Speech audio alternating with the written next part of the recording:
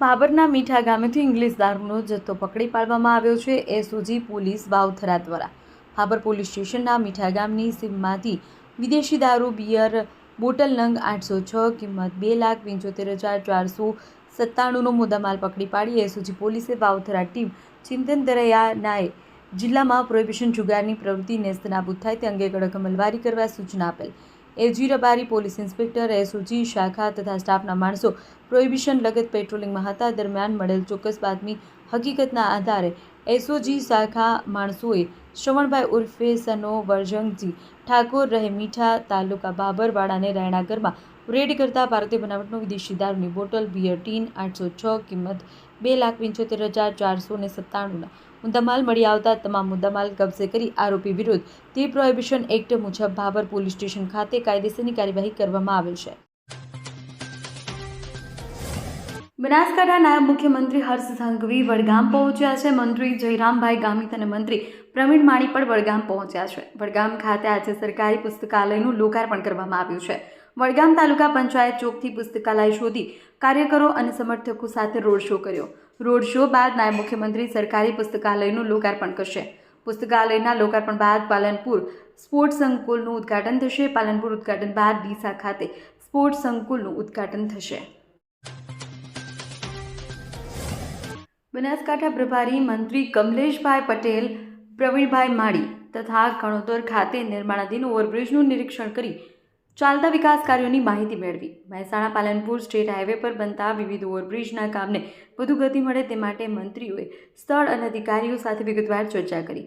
મંત્રીએ ઓવરબ્રિજ નિર્માણ કાર્યની ગુણવત્તા સાચવી ત્વરિત કામગીરી થાય તે અંગે માર્ગ અને મકાન વિભાગના અધિકારીઓને માર્ગદર્શન આપ્યું છે। સાથે જ આવનારા સમયમાં ટ્રાફિક સુવિધાઓ સત્વરે ઉપલબ્ધ થઈ જનતાને લાભ મળે તે હેતુસર જરૂરી તબક્કાવાર કાર્ય આયોજન પર ભાર મૂક્યો છે। આ પ્રસંગે માર્ગ અને મકાન વિભાગના અધિકારીઓ ઉપસ્થિત રહ્યા હતા। ડીસા તાલુકાના વડાવડ ગામમાં મંગળવારે ખળભળાટ મચાવી દેનારી ઘટના સામે આવી છે। લાંબા સમયથી ચાલી રહેલી રોયલ્ટી ચોરી અંગે ગ્રામજનોમાં વધતી નારાજગી વચ્ચે ગામ લોકોએ જાતે જનતા રેડ કરી ખનીજ ચોરી કરતા તસ્કરોને રંગેહાથ ઝડપી પાડ્યા છે। ઘટના અંગે ગ્રામજનોએ તાત્કાલિક તંત્રને જાણ કરી છે, જેને પગલે મામલતદાર ઘટના સ્થળ પર પહોંચ્યા। મામલતદારની હાજરીમાં સ્થળ પરથી રેતી ભરેલા 3 ટ્રેલરો કબજે કરવામાં આવ્યા હોવાની માહિતી છે। જોકે રેતી નીકાળવા માટે વપરાયેલી હિટાચી મશીનનો કબજો ન લેવાતા ગામ લોકોમાં ભારે અસંતોષ છે। ગ્રામજનોનું કહેવું છે કે ખનિજ વિભાગ અને સ્થાનિક તંત્ર લાંબા સમયથી કાર્યવાહી કરવામાં નિષ્ફળ રહ્યું હોવાથી મજબૂરીમાં તેમણે જનતા રેડ કરવી પડી। હવે સવાલ ઉઠ્યો છે કે જ્યારે ટ્રેલરોને જપ્ત કરવામાં આવ્યા ત્યારે હિટાચી મશીનની કેમ છોડવામાં આવી। ગ્રામજનો આ સમગ્ર પ્રક્રિયામાં શંકાસ્પદ ગણાવી રહ્યા છે અને તંત્ર પાસેથી સ્પષ્ટતા માંગવામાં આવી છે। સ્થાનિકો તંત્રની કામગીરી પ્રત્યે ભારે અસંતોષ જોવા મળી રહ્યો છે। તેમની માંગ છે કે ખનીજ ચોરી સામે કડક, પારદર્શક અને નિષ્પક્ષ કાર્યવાહી કરવામાં આવે।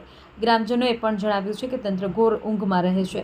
તેમની અવગણના કારણે જ ગામ લોકોને જનતા રેડ જેવા પગલાં મજબૂર થવું પડે છે। ઘટનાને વિસ્તારમાં ચર્ચાનો વિષય ઊભો કર્યો છે અને હવે સૌની નજર તંત્રની આગામી કાર્યવાહી પર છે। યાત્રાધામ અંબાજીમાં ફૂડ એન્ડ ડ્રગ્સ વિભાગ દ્વારા મોટી કાર્યવાહી કરવામાં આવી છે। વિભાગની 3 ટીમો હોટલ, રેસ્ટોરન્ટ અને ખાદ્ય સામગ્રી વેચતા 27 એકમો પર તપાસ હાથ ધરી છે, જેમાં 60 કિલોથી વધુ બિન આરોગ્યપ્રદ ખાદ્ય પદાર્થનો નાશ કરવામાં આવ્યો છે। તપાસ દરમિયાન ખુલ્લા ફ્રીજમાં રાખેલી શાકભાજી, વાસી અને જૂની સંગ્રહાયેલી ખાદ્ય સામગ્રી સહિત અનેક બિન આરોગ્યપ્રદ વસ્તુઓ મળી આવી છે। તમામ વસ્તુઓ આરોગ્ય માટે હાનિકારક હોવાથી તેનો સ્થળ પર જ નાશ કરવામાં આવ્યો હતો।